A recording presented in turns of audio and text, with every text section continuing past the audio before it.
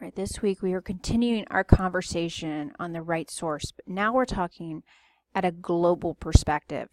This first part of the content this week is really an introduction. So let's just start with an introduction of what global sourcing is in the first place. Most people know, but let's just see if we are on the same page here. And then why do we even do this? What are some of the benefits that companies typically see when they enter in a global sourcing strategy? So where we fit in the objectives of purchasing, I mentioned it before. Early on in 2000s, I worked for a company. I was like, hey, we need to get in the global market. When we start sourcing, we hear there's a ton of money to be saved if we go over to Asia. And then it became, okay, let's not go to Asia, let's go to Eastern Europe. And then it was, okay, now let's go into Africa. And that's the current trend, by the way, going into Africa.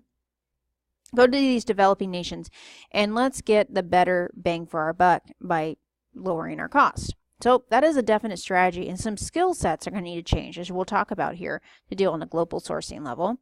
There are some international issues that may come up when dealing with suppliers overseas that could, in fact, impact your supply continuity. So we'll dig into that.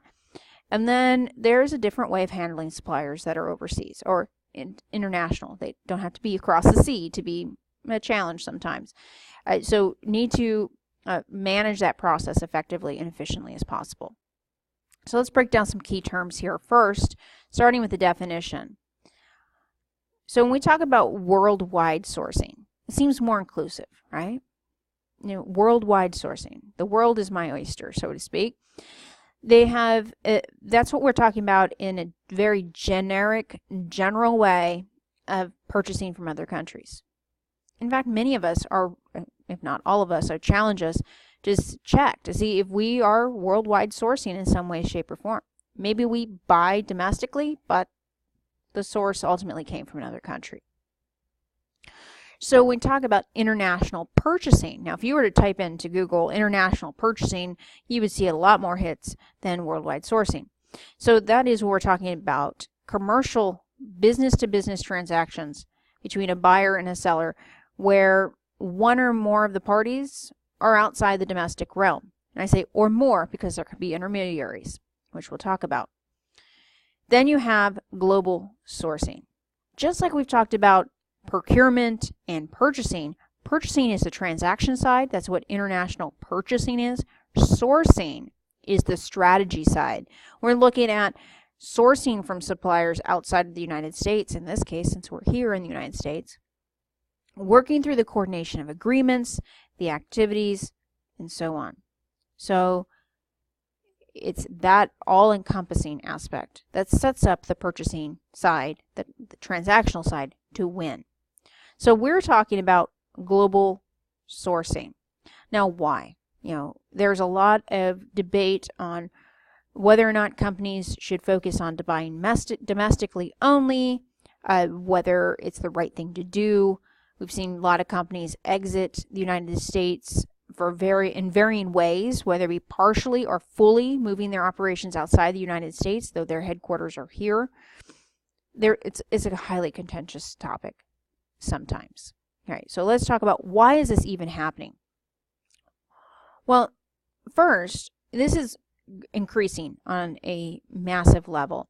So back in 1973, they did some surveys starting around that time where they said how they would survey different sizes of companies, and they say, are you buying product from overseas?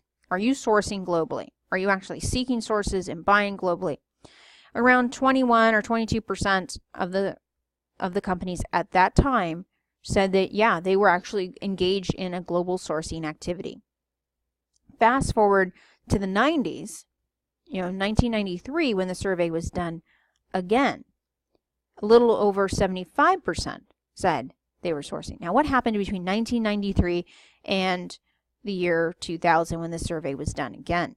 Well, the internet wasn't necessarily invented, but what it was used in a more commercial, applicable way, and it had moved itself into the business realm. So in 2000, only 90% of companies of varying sizes said, yes, they were actually actively engaged in looking at sources outside of the United States and developing them and getting product from them. If we were to do this now, in 2000 or past 2010, in that time frame, I would hedge to bet it's a little more than that. Maybe closer to the 100% range in some way, shape, or form. So this is why we're having this conversation. The awareness was started even before 1973 when that survey was done, but year over year it's increasing, some dramatically. Now, what happened between 1973 and 1975? A lot of things. We had globalization of trade. Other things became a little bit less restrictive. The end of some wars. Goods times were starting to happen. So that's that time frame. Okay. Next is statistics on percentage of purchases from non-U.S. sources. Similar kind of research. So now this is direct purchases, not sourcing, but the direct purchases. In 1993, there may have been a lot more interest in that 75% range as far as actually globally sourcing and developing suppliers and finding them, but a little less than 10% of the actual spend or purchases made by companies of varying size was actually from outside the U.S. Where fast forward to 2010, we have a little more recent data, about more than half, about 60% of the purchases made were outside the U.S. So there's a big jump even from 2000 to 2010, which we would expect to see with the accessibility of internet e-commerce and the post.com world, a boom world. We would expect to see that. And being a purchasing professional that started around the year 2000 to now, I can tell you this is exceptionally true. So why? Well, the biggest driver most people think of is cost and price benefit. Yes, that is true. In developing countries, you may find prices per unit that are lower than what you'd find domestically. It isn't that the materials that they get are cheaper, it's the labor cost. That's where you get it. So what we saw in China in the early 2000s, late 90s and early 2000s, was this big push to get to China, get super cheap product, bring it back in the United States, use it in consumption, so on, in manufacturing. Thing was, as the Chinese culture became accustomed to a living wage, the benefits increased, the expectations increased, the cost of living increased, as well as labor costs. So it became that law of diminishing returns, and the savings weren't as big as they originally were. Then we moved on to India. Similar thing is happening now. Eastern Europe, and then over into Africa is where the big boom is now. So that's one reason, but not the only reason. Other reasons include access to product and process technology. I joke about it, we talk about German engineering, the power of German engineering. If you go over and you source in Germany for their engineered products, that's one of the reasons. Access to power, the product, the information, and their power of engineering, so to speak. Quality benefits, material availability, all those kind of things. Higher quality perceived or otherwise. Like Scotland has a great wool trade business. It's perceived that they have better quality wool than here in the United States. Maybe. It could be. So you might source globally for the quality, whether it be perceived or true. Then you have this ability to introduce competitors into domestic market. This is what globalization does 101. Your domestic market, you're locked in a pricing grid. You can't seem to get a cost reduction to save your life, or the prices keep increasing. One way to combat that is to introduce competition, and that's what the global market does. You can enter global markets because your competitors are doing it. Though throughout life we tell you not to do things because your competition's doing it or because your friends are doing it. In business, when it came to global sourcing, it meant you were going to survive profit-wise or not. And that's when I had that mandate from management saying, hey, we need to, your goal is to get a certain amount of your spend I think it was 12% that first year moving overseas. So it could come down to that. And that was a reaction of buying patterns with our competitors and our cost of competitiveness.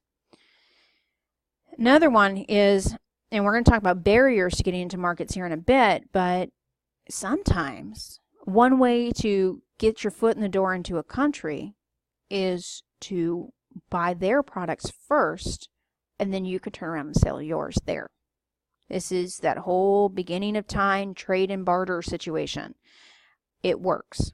So that's another reason.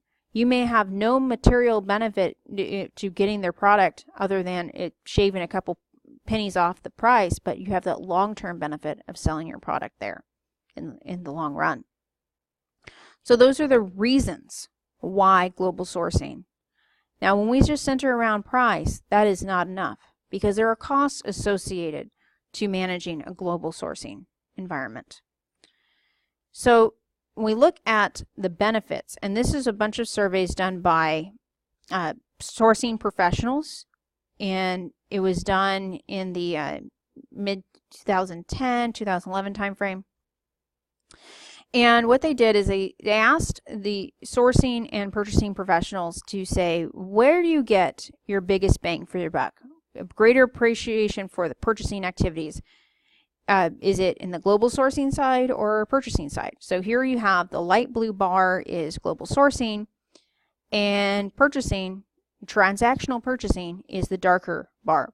In all cases, there is a bigger bang for the buck in time spent in the global sourcing end. You realize better prices, better access to technology, higher quality, better supplier relationships, supplier responsiveness on the sourcing by establishing a sourcing strategy than just going at it from a purchasing direction, from a transactional side. Imagine if you had a better relationship with your supplier overseas because you didn't let distance cause you grief, or time zones. It'd be just the same argument, I believe, domestically, if you go at things sourcing wise as opposed to transactionally. Just give you some benefits there. So by going at things from a global sourcing strategy perspective, not just basing on a transactional cost, we're talking about better access to technology, continuous improvement, development of relationships. Well, same strategy would apply domestically. We're just putting on a global scale. We get a better bang for our buck than transactionally. So this is the quick intro, and we did cover the definition of global sourcing.